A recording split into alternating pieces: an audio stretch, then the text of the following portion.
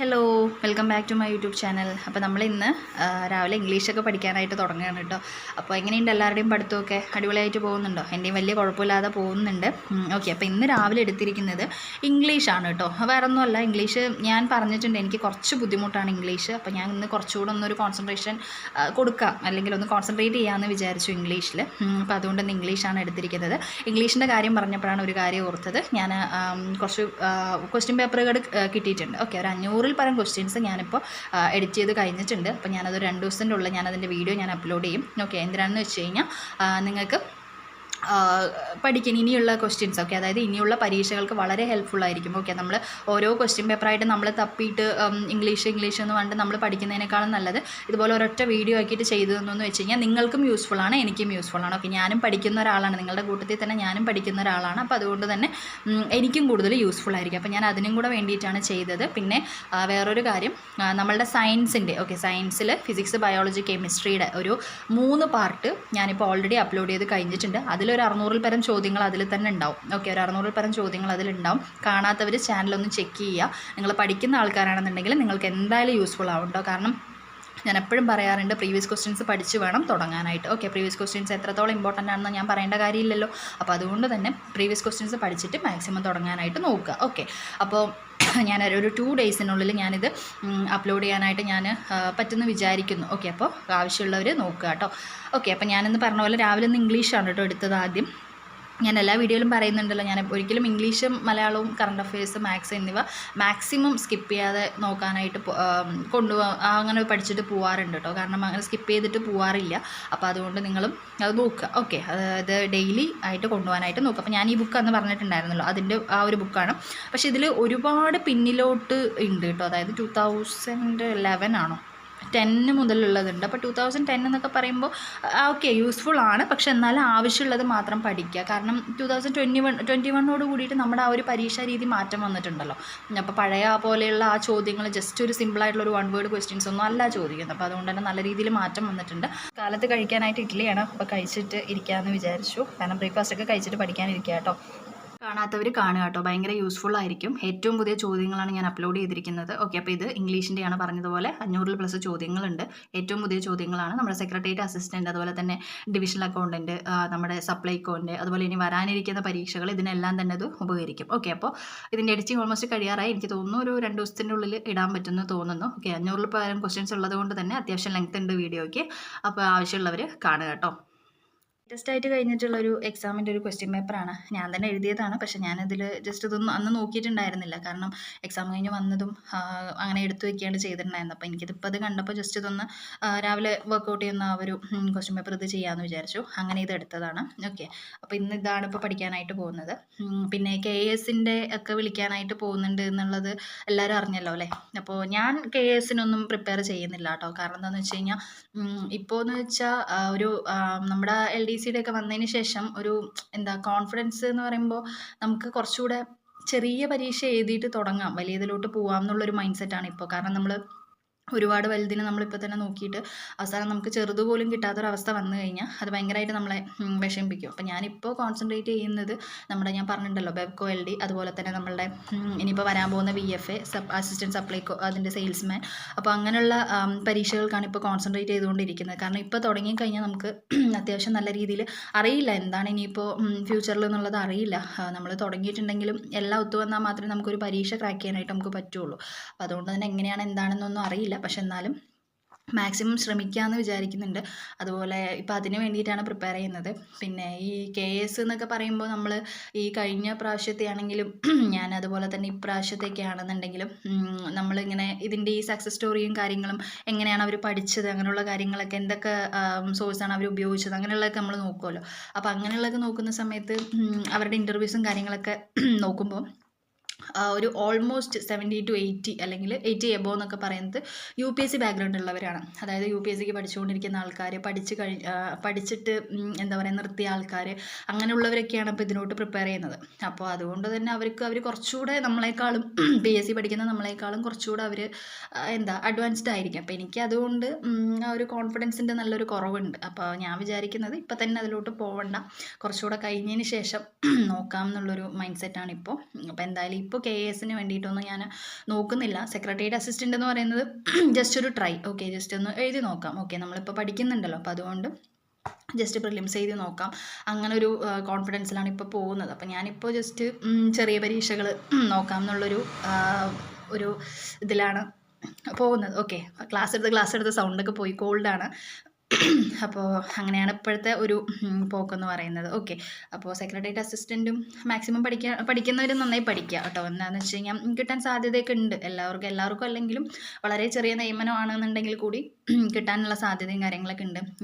എനിക്കിത് ആക്ച്വലി ഇതിൻ്റെ നോട്ടിഫിക്കേഷനൊക്കെ വന്ന സമയത്ത് ഭയങ്കര സന്തോഷമായിരുന്നു. കാരണം നല്ല രീതിയിൽ പഠിക്കാം, നല്ല രീതിയിൽ നമുക്ക് ക്രാക്ക് ചെയ്യാനായിട്ട് പറ്റുന്നൊക്കെ വേണ്ടിയിട്ട് നല്ല കോൺഫിഡൻസും കാര്യങ്ങളൊക്കെ ആയിരുന്നു. പക്ഷേ ഇതിന് ഇൻ്റർവ്യൂ ഉണ്ട് എന്നുള്ളൊരു സംഭവം വന്നപ്പോൾ എൻ്റെ കോൺഫിഡൻസ് എവിടേക്കോ ചോർന്നു പോയി. കാരണം ഞാൻ നല്ല രീതിയിൽ ഇൻട്രോവേർട്ട് ആയിട്ടുള്ള ഒരാളാണ്. എനിക്കങ്ങനെ നാലാളുടെ മുന്നിൽ നിന്ന് സംസാരിക്കാനോ അല്ലെങ്കിൽ ഒരു പൊതുപരിപാടിയിൽ പോകാനോ, മാക്സിമം ഞാൻ കല്യാണങ്ങൾക്ക് പോലും ഞാൻ പോകാറില്ല. അപ്പോൾ ഞാൻ എപ്പോഴും ഇങ്ങനെ ഒറ്റയ്ക്ക് എന്ന് പറഞ്ഞിട്ടിരിക്കുന്ന ഒരാളാണ്. അപ്പോൾ എനിക്ക് ഇതെന്ന് പറഞ്ഞപ്പോൾ ഭയങ്കര പേടിയായി.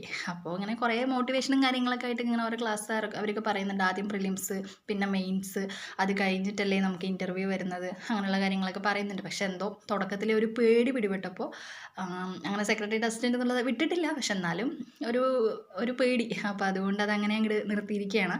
അപ്പോൾ ഇപ്പോൾ ഞാൻ പറഞ്ഞതുപോലെ VFA അങ്ങനെയുള്ളതിനൊക്കെയാണ് ഇപ്പോൾ മാക്സിമം ഇപ്പോൾ പഠിച്ച് തുടങ്ങിയാലേ അപ്പോഴത്തേക്ക് എത്തുള്ളൂ എന്നുള്ളൊരു ഇതുണ്ട് ഇപ്പോൾ. കാരണം ഇപ്പോൾ LDCയുടെയൊക്കെ എല്ലാം വന്നു കഴിഞ്ഞു അല്ലേ, ഓൾമോസ്റ്റ് ഒക്കെ എല്ലാം വന്നു കഴിഞ്ഞു. അപ്പോൾ അത് കാണുന്ന സമയത്ത് ഭയങ്കര സങ്കടമുണ്ട്. കുറച്ചുകൂടി ശ്രമിച്ചിരുന്നെങ്കിൽ എന്നുള്ളൊരു ഇതുണ്ട്. പിന്നെ എൻ്റെ അടുത്ത് കുറേ പേര് എൻ്റെ LDCയുടെ മാർക്ക് ചോദിക്കുന്നുണ്ടായിരുന്നു. എനിക്ക് LDCക്ക് എനിക്ക് തോന്നുന്നു 55 എബോവ് ആണ് കേട്ടോ. കറക്റ്റ് മാർക്ക് എനിക്ക് ഓർമ്മയില്ല, ഒരു 55 എബോവ് ആണ് എനിക്ക് മാർക്ക് എന്ന് പറയുന്നത്. അതിലിപ്പോൾ ഇവിടെ കട്ട് ഓഫ് വന്നിരിക്കുന്നത് 62 എന്തോ ആണ് കട്ട് ഓഫ് വന്നിരിക്കുന്നത് തോന്നുന്നു.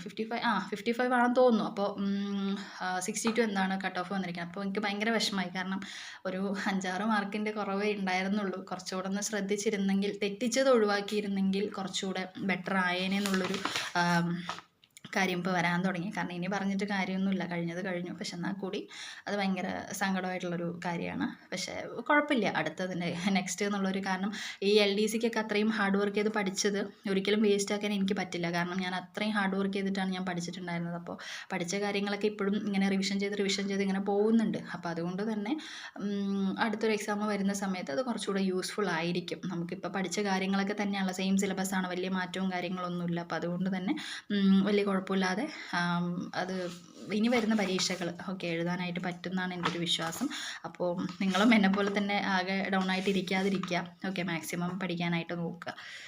കമ്പ്യൂട്ടർ നോക്കാമെന്ന് വിചാരിച്ചു കേട്ടോ. കാരണം കമ്പ്യൂട്ടറൊന്നും അന്നത്തെ ആ ഒരു ഇതിന് ശേഷമൊന്നും പിന്നെ എടുത്തിട്ടില്ല. എവിടെയെങ്കിലുമൊക്കെ എന്തെങ്കിലുമൊക്കെ വായിക്കുന്നുണ്ട്, അത്രയേ ഉള്ളൂ. അല്ലാതെ ഒരു കറക്റ്റായിട്ട് ഇരുന്നൊരു പഠിക്കാനായിട്ട് എടുത്തിട്ടില്ല. ഈ ബുക്കൊന്നും പിന്നെ അങ്ങനെ നോക്കിയിട്ടുമില്ല. എപ്പോഴും ഒരിക്കലും ഒന്ന് ജസ്റ്റ് ഒന്ന് ഓട്ടിച്ച് നോക്കിയിട്ടുണ്ടെന്ന് തന്നെ ഉള്ളൂ. പിന്നെ അങ്ങനെ നോക്കുക ചെയ്യൊന്നും ചെയ്തിട്ടില്ല. ഓക്കെ, അപ്പോൾ ഇതാണ് കാര്യം. അപ്പോൾ ഇന്നിപ്പോൾ കുറച്ച് നേരം കമ്പ്യൂട്ടർ ഇരുന്ന് നോക്കണം. കാരണം ഇനിയിപ്പോൾ ഞാൻ SCERTയും കൂടെ നോക്കാറുണ്ട് കേട്ടോ. കമ്പ്യൂട്ടർ പഠിക്കുന്ന സമയത്ത് SCERTയും കൂടെ നോക്കിയിട്ടാണ് കമ്പ്യൂട്ടർ കംപ്ലീറ്റ് ചെയ്യുന്നത്. കാരണം SCERTയിൽ ഒരുപാടുണ്ടല്ലോ പഠിക്കാനായിട്ട്. അപ്പോൾ അങ്ങനെയാണ് ഇപ്പോൾ ചെയ്യാറുള്ളത്. ഓക്കെ, അപ്പോൾ എല്ലാവരുടെയും പഠനമൊക്കെ എങ്ങനെ പോകുന്നുണ്ട്? നന്നായിട്ട് പോകുന്നുണ്ടോ?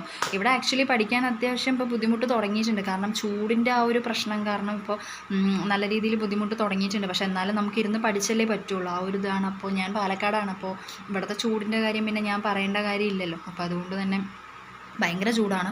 അപ്പോൾ സഹിക്കാവുന്നതിലൊക്കെ ഒരു ഇതാവാൻ തുടങ്ങിയിട്ടുണ്ട്. കാരണം മാർച്ചൊക്കെ ആയതുകൊണ്ട് തന്നെ ഒരുപാട് ടൈം പുറത്തിരിക്കുമ്പോഴും വലുതായിട്ട് കാറ്റൊന്നുമില്ല. അപ്പോൾ അതുകൊണ്ട് ഒരു ബുദ്ധിമുട്ടുണ്ട് പഠിക്കാനായിട്ട്. പിന്നെ പോകെ ഇനിയിപ്പോൾ ഏപ്രിലൊക്കെ ആവുന്ന ടൈമിൽ ഇതിലും കൂടുതലായിരിക്കും. അപ്പോൾ അതുകൊണ്ട് അതൊരു പേടിയുണ്ട്. ഓക്കെ, പഠനം ഉഴപ്പോ എന്നുള്ളൊരു പേടിയുണ്ട്.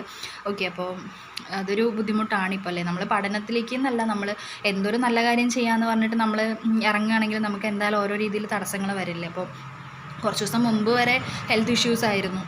പിന്നെ അത് കഴിഞ്ഞപ്പോൾ വീണ്ടും ചൂടിൻ്റെ തുടങ്ങി. പിന്നെ അങ്ങനെ ഓരോരോ കാര്യങ്ങളായിട്ട് അങ്ങനെ പോകുന്നുണ്ട്. പക്ഷെ എന്നാലും ഒരിക്കലും നിർത്തില്ല കേട്ടോ. ഞാൻ ഡെയിലി ഒരു 1 hour എങ്കിലും ഞാൻ പഠിക്കാനായിട്ട് മാക്സിമം ഞാൻ ശ്രമിക്കാറുണ്ട്. ഓക്കെ, അപ്പോൾ അങ്ങനെയാണ് ഇപ്പോഴത്തെ പഠനം, ഇപ്പോൾ അങ്ങനെയാണ് പോകുന്നത്. ഓക്കെ, പഠിക്കുന്ന സമയത്തുണ്ടല്ലോ, പഠിക്കുന്ന കാര്യങ്ങൾ കാണാതെ പഠിക്കുക എന്നുള്ളതിലുപരി അത് മനസ്സിലാക്കി പഠിക്കാനായിട്ട് മാക്സിമം ശ്രമിക്കുക കേട്ടോ. കാരണം അങ്ങനെ ഉണ്ടെന്നുണ്ടെങ്കിൽ മാത്രമേ നമുക്കത് മെമ്മറിയിൽ നിൽക്കുകയുള്ളൂ അല്ലേ. അല്ലാതെ വെറുതെ ചുമ്മാ ഈ വായിച്ച് പഠിക്കുന്നതിനോട് എനിക്ക് വലിയ യോജിപ്പില്ല. പിന്നെ ഒരുപാട് ആൾക്കാർ പറയുന്നുണ്ട് ഒരു ദിവസം ഇത്ര മണിക്കൂർ പഠിച്ചാൽ ഇങ്ങനെ ജോലി നേടാം, ഇത്ര മണിക്കൂർ പഠിച്ചാൽ നമ്മൾ കറക്റ്റായിട്ട് കയറും എന്നൊക്കെ.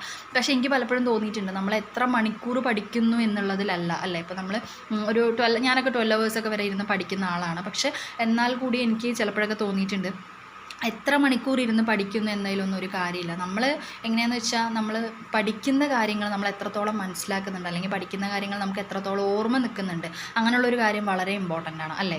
അതായത് ഓർത്തെടുക്കാൻ പറ്റണം. നമ്മൾ എത്ര ഇരുന്ന് വായിക്കുകയാണെങ്കിൽ ഒരു കുറച്ച് സമയം കഴിയുന്ന സമയത്ത് നമുക്കത് ഓർത്തെടുക്കാനായിട്ട് പറ്റണം. അത് പറ്റിയില്ല എന്നുണ്ടെങ്കിൽ നമ്മൾ ആ പഠിച്ചത് മുഴുവൻ വേസ്റ്റാണ്. ഓക്കെ, അല്ലാതെ വെറുതെ ചുമ്മാ ടൈം ഇരുന്ന് കളഞ്ഞത് കൊണ്ട് മാത്രം നമ്മൾ പഠിച്ചു നമുക്ക് പറയാനായിട്ട് പറ്റില്ല. അപ്പോൾ നമ്മൾ ചെയ്യേണ്ട എന്താണ്, നമ്മൾ മാക്സിമം 1 മണിക്കൂറാണെങ്കിലും അത് മാക്സിമം കോൺസെൻട്രേറ്റ് ചെയ്തിട്ട് നമ്മൾ പഠിക്കാനായിട്ട് നോക്കുക. ഓക്കെ, അല്ലാതെ ഒരിക്കലും ഇത്ര മണിക്കൂർ ഇരുന്ന് പഠിക്കണമെന്നൊന്നും ഞാനൊന്നും പറയില്ല. കാരണം ഞാൻ പഠിക്കാറുണ്ട്, പക്ഷേ ചില സമയങ്ങളിൽ എനിക്കത് വർക്ക് ആവാറുണ്ട്, ചില സമയങ്ങളിൽ എനിക്കത് വർക്ക് ആവാറില്ല. ഓക്കെ, അപ്പോൾ അങ്ങനെയാണ് കാര്യങ്ങൾ. ഓക്കെ, അപ്പോൾ ഇന്ന് ഇത്രയും നോക്കുന്നുള്ളൂ കേട്ടോ. കാരണം എനിക്ക് ഉച്ചയ്ക്ക് ശേഷം വേറെ കുറച്ച് പരിപാടിയുണ്ട്. ഓക്കെ, അപ്പോൾ അതുകൊണ്ട് ഇന്നിപ്പോൾ ജസ്റ്റ് നമ്മൾ കമ്പ്യൂട്ടർ നോക്കി, പിന്നെ ഇതാ നമ്മളുടെ എക്കണോമിക്സ് ഒന്ന് നോക്കി, പിന്നെ പ്രീവിയസ് ക്വസ്റ്റ്യൻ ഒന്ന് നോക്കി, പിന്നെ അങ്ങനെ അല്ലറ ചില്ലറ കുറച്ച് കാര്യങ്ങളൊരു 4 hours ഇന്ന് ഇരുന്ന് പഠിക്കാനായിട്ട് പറ്റിയിട്ടുണ്ടായിരുന്നത്.